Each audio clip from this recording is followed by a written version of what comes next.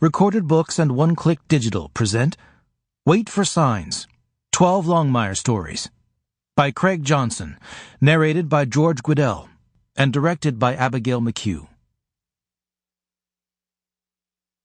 This book begins with an introduction by Lou Diamond Phillips. Tightrope. It's not just a Clint Eastwood movie, or a circus performer's next trick. It's that thing upon which great mystery writers must boldly but carefully tread, precariously balancing the unwieldy burdens of plot, character, and setting, all the while enticing us to enjoy the journey and marvel at the view. Each step is carefully placed, so as to stay one chess move ahead of the savvy readers, who, try as they might, shouldn't be able to see the ultimate destination until their literary guide is good and ready to show them, but never to lose them. One misstep, and the entire entourage tumbles into the abyss. Now try doing it in cowboy boots, and you'll begin to comprehend the amazing feat that is each of Craig Johnson's Longmire mysteries.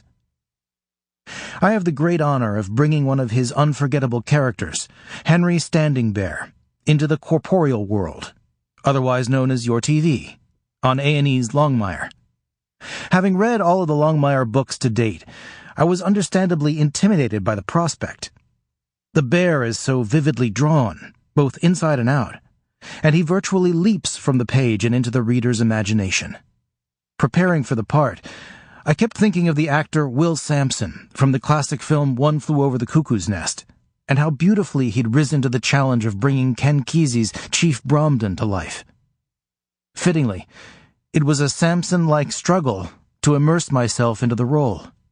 Standing Bear's stature, both in height and philosophy, seemed so enormous that I quailed at the thought of filling his majestic moccasins, especially in the eyes of the man who had formed him from the Absaroka clay, whom I'd be meeting before shooting began. Trust me when I say, it's never easy to meet your creator. I'd had the opportunity to meet the author of a literary character I was attempting to portray only once before. The year was 1991. The film was The Dark Wind, and I was playing Jim Chi, the iconic Navajo tribal police sergeant created by the great Tony Hillerman. Mr. Hillerman was warm, gracious, and more than magnanimous, stately even. He said I resembled Jim Chi as he'd always imagined him. Since he didn't comment on my acting, I took this comment as his tacit approval of my performance. Though my encounter with Mr. Hillerman was nothing but positive, it only made me more respectful of the genius it takes to create a character beloved by millions. Sample complete. Ready to continue?